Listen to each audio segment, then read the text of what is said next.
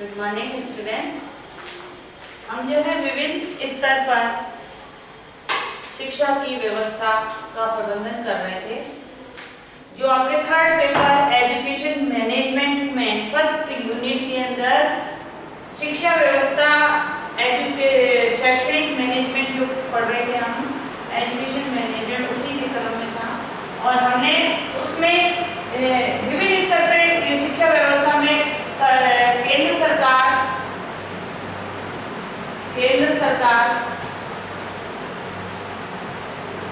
केंद्रीय स्तर पर, राज्य स्तर पर और अब है स्थानीय स्तर पर।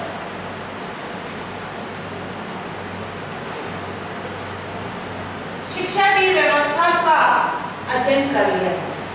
ये दो हमने पढ़ लिए हैं कि सबसे पहले जो शिक्षा से संबंधित योजना बनती है ये केंद्र सरकार में के द्वारा बनाई जाती है। केंद्र सरकार द्वारा फिर राज्य सरकार के शिक्षा मंत्रियों को उसके बारे में अवगत कराया जाता है और राज्य से जो है जिला स्तर पर, स्थानीय स्तर पर, संभाग स्तर पर व्यवस्थाओं को लागू किया जाता है। तो केंद्र सरकार और राज्य सरकार का जो शिक्षा मैनेजमेंट है वो हमने कर लिया है। आज हम जो है स्थानीय स्तर पर शिक्षा मैनेजमेंट, शिक्षा का प्रबंधन का अध्ययन करेंगे।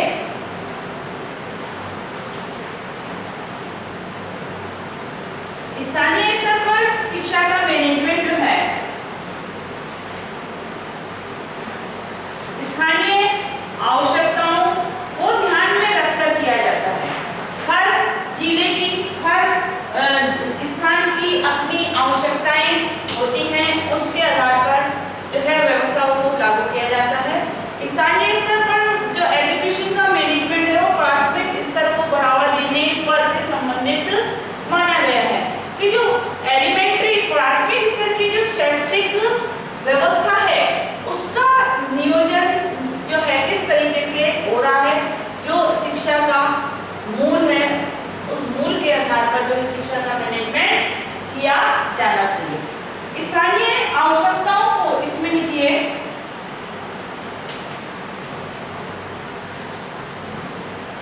स्थानीय आवश्यकताओं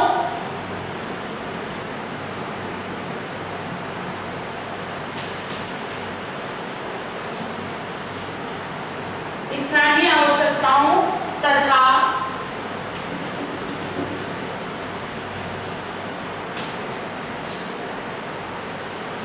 शिक्षा के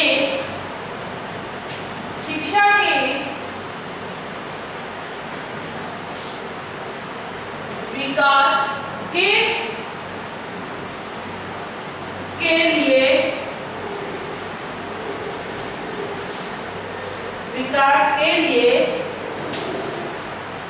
स्थानीय निकायों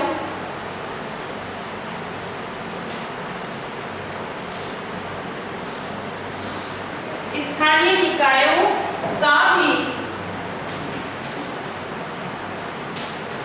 विशेष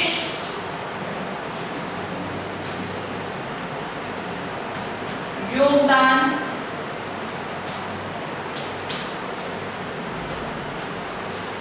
स्थानीय निकाय से मतलब है नगर पालिका, नगर परिषद, नगर निगम जो भी आपके वहाँ लगती है उसके वो नगर पालिका है तो नगर पालिका शिक्षा के प्रति अपने स्थान की स्थानीय संस्थाओं की गुणात्मक व्यवस्था को सुधारने के लिए प्रयास करती है। शिक्षा से संबंधित योजनाओं को क्रियान्वित करने पर बल देती है, उनका ऑब्जर्वेशन करती है, निरीक्षण करती है, उसमें संशोधन करने का कार्य करती है, उसमें वित्त व्यवस्था का प्रबंधन करती है, बालकों के लिए यूनिफॉर्म, पुस्तक इत्यादि को उपलब्ध कराने पर बल देती है ताकि शिक्षा व्यवस्था वहाँ उस क्षेत्र की शिक्षा व्यवस्था सुचारू रूप से और गुणात्मक रूप से जो समृद्ध बने, अच्छी बने और प्रगति करे। स्वतंत्रता प्राप्ति के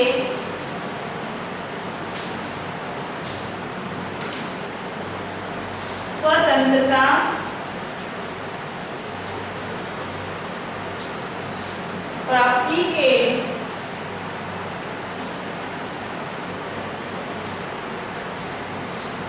पश्चात भारत में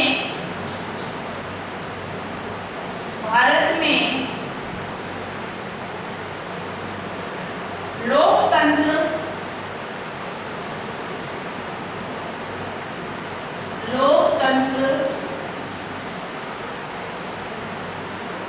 को अपनाने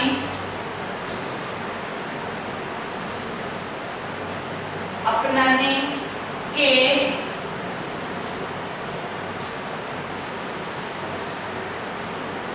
साथ साथ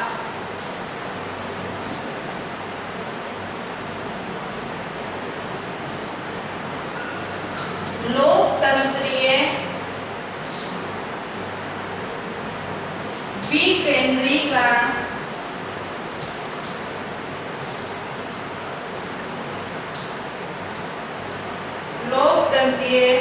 विकेंद्रीकरण के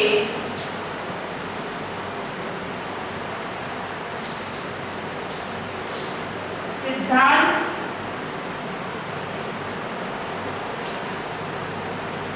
को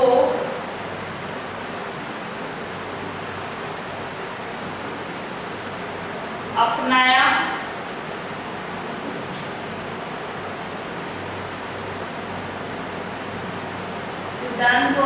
है। लोकतंत्रीय विकेंद्रीकरण अर्थात जो शिक्षा की जो शैक्षणिक संस्था चल रही है उसमें जो भी कार्य हो रहा है वह जनता के उत्थान के लिए, जनता के लिए और जनता के द्वारा सिद्धांत पर आधारित होना चाहिए। इसमें अपनाया इस सिद्धांत के अनुसार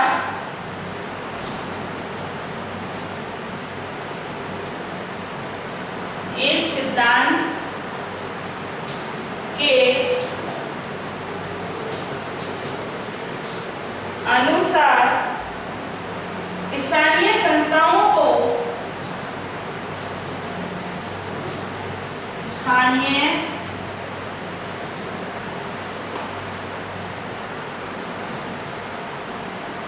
संस्थाओं को बहुत से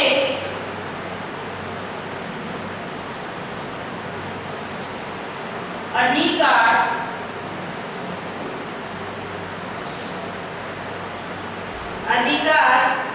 व उत्तरदायित्व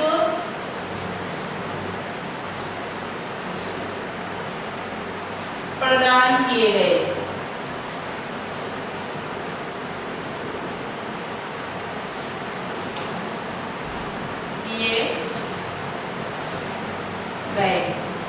ठीक है, जब लोग स्वतंत्रता के बाद में शिक्षा का जो प्राथमिक स्तर को बढ़ावा देने का कार्य प्रारंभ हुआ तो स्थानीय निकायों को जो है शिक्षा की गुणवत्ता को बढ़ाने के लिए जो है काम दिया गया। तो उसमें जो है लोकतंत्रीय विकेंद्रीकरण के सिद्धांत को अपनाया गया जो जनता के उत्थान के लिए ही बना है, जिसमें स्थानीय संस्थाओं को बहुत से अधिकार दिए गए हैं। जो स्थानीय लेवल की जो संस्थाएं हैं उनको सुधार में सहयोग प्रदान कर रही है। अब जो है स्थानीय संस्थाएं जो है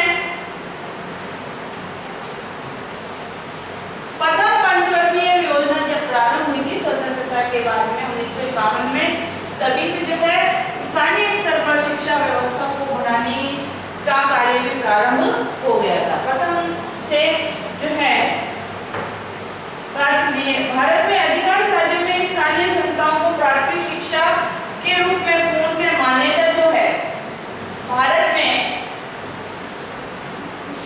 में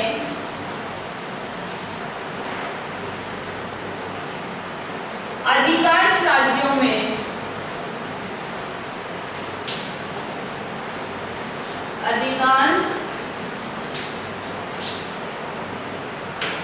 राज्यों में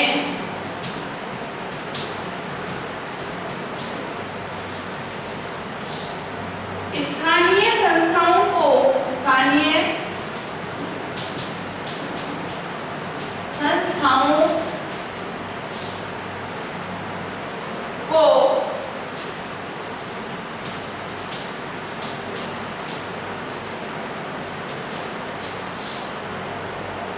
प्राथमिक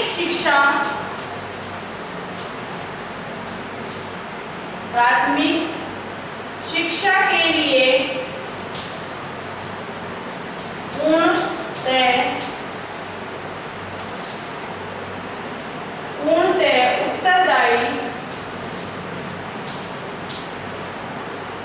उत्तरदायी ठहराया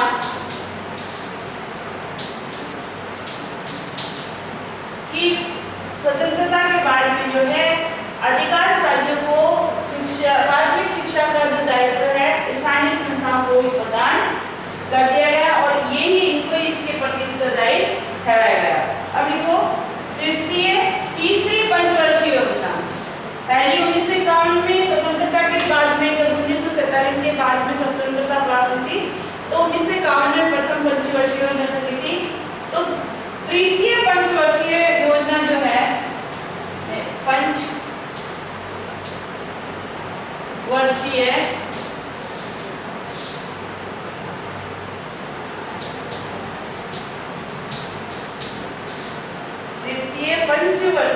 योजना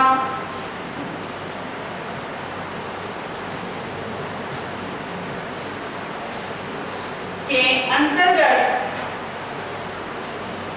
अंतर्गत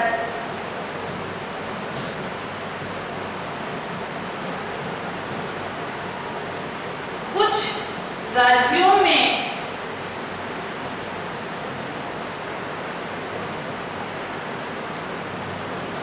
पंचायत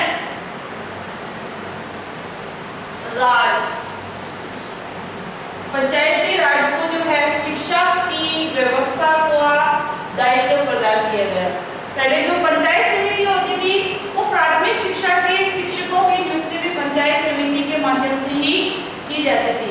अभी वर्तमान में जो है लोग से आरबीएससी को ये अधिकार दे दिया है, पर इससे पूर्व जो है प्राथमिक शिक्षा के लिए शिक्षकों की नियुक्ति पंचायत समिति के माध्यम से की जाती थी।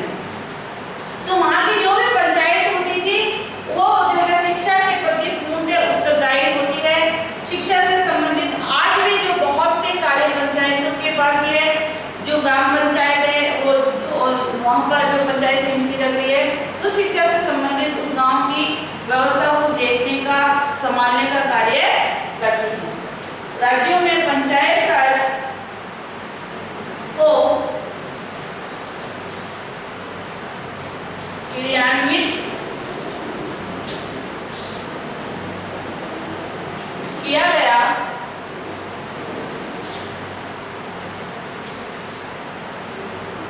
जो कि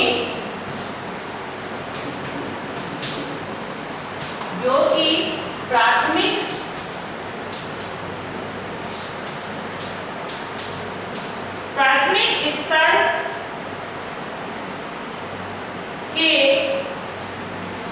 स्तर की शिक्षा के क्षेत्र में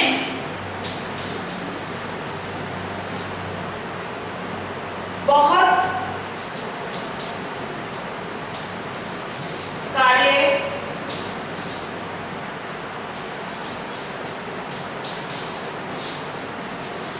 करती है। ठीक है, इस प्रकार से जो है पंचायतों को जो है स्थानीय स्तर पर शिक्षा का भार उनके ऊपर डाला गया और वो प्राथमिक स्तर की अपनी स्थानीय स्तर की शिक्षा व्यवस्था को सुधारने का प्रयास करते हैं। आज भी प्राथमिक स्तर पर शिक्षा व्यवस्था को का दायित्व जो है पंचायतों के पास ही है।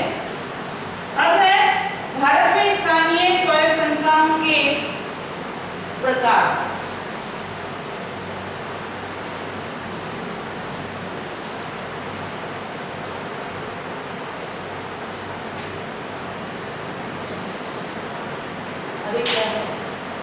भारत में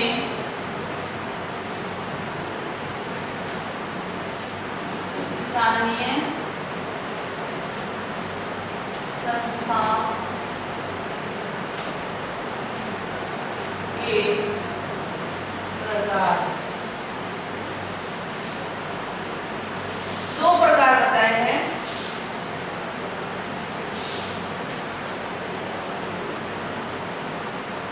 पहला है, प्रथम है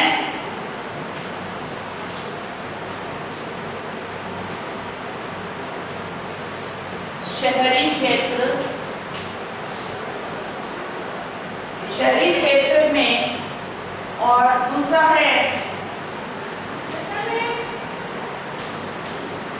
ग्रामीण क्षेत्र में। कि जो प्राथमिक शिक्षा का उसमें भी स्थानीय स्तर पे जो दायित्व दिया है वो शहरी क्षेत्र में, जो शहर के अंदर गांव ग्रामीण क्षेत्र आते हैं और कुछ बिल्कुल ग्रामीण क्षेत्र के होते हैं, वो दो प्रकार हैं। तो शहरी क्षेत्र में जो है के भी दो प्रकार बताए हैं। शहरी क्षेत्र में नगर पालिका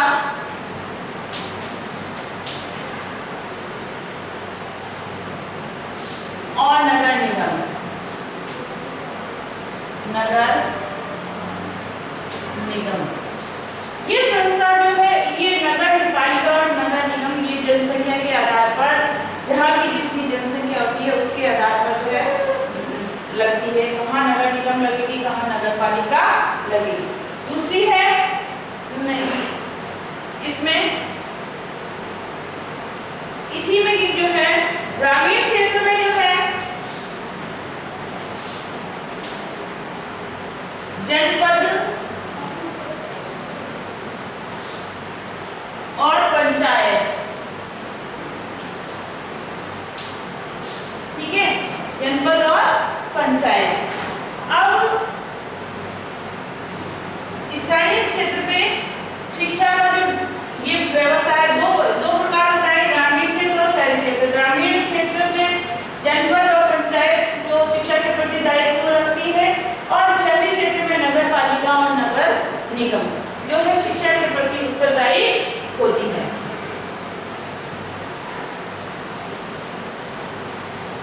अब है स्थानीय स्तर पर ढांचा। स्थानीय स्तर पर संरचना, ठीक है। इसमें पहला है स्थानीय स्तर पर जिला परिषद, जो हर जिले के अंदर होती है, और दूसरी है नगर पालिका। नगर पालिका, ठीक है। नगर पालिकाएं जो भी वहां पर जो नगर पालिका होती है, जिस स्थानीय जिले की, तहसील की, गांव की जो नगर पालिका जाना है, वो फिर नगर जिला में जो है शिक्षा परिषद,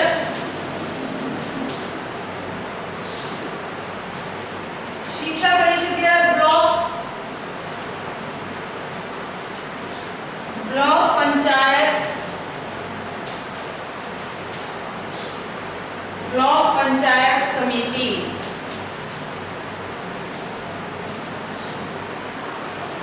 और इसके बाद है ग्राम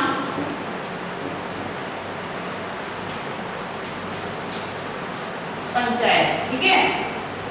अब नगर पालिका भी दो होती है, एक अधिकृत और एक अनाधिकृत। अधिकृत और अनाधिकृत।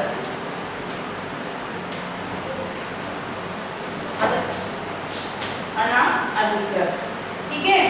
ये जो है स्थानीय स्तर पर शिक्षा की व्यवस्था को संभालने में कार्य करते हैं, और जो भी वहाँ की शैक्षणिक संस्थाएं होती हैं वो ये जिला परिषद, ग्राम पंचायत, नगर पालिका, नगर निगम, नगर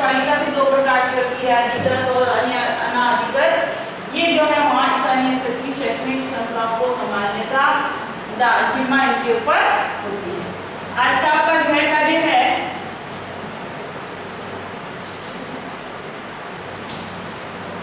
स्थानीय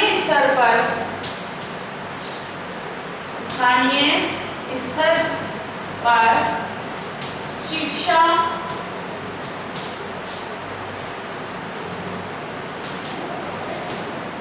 व्यवस्था को समझाइए। साथ ही घर पे रहिए, सुरक्षित रहिए, अपने हाथों को धोते रहिए, सैनिटाइज करते रहिए, गर्म पानी का नियमित सेवन कीजिए, विटामिन सी से युक्त भोजन का भरपूर उपयोग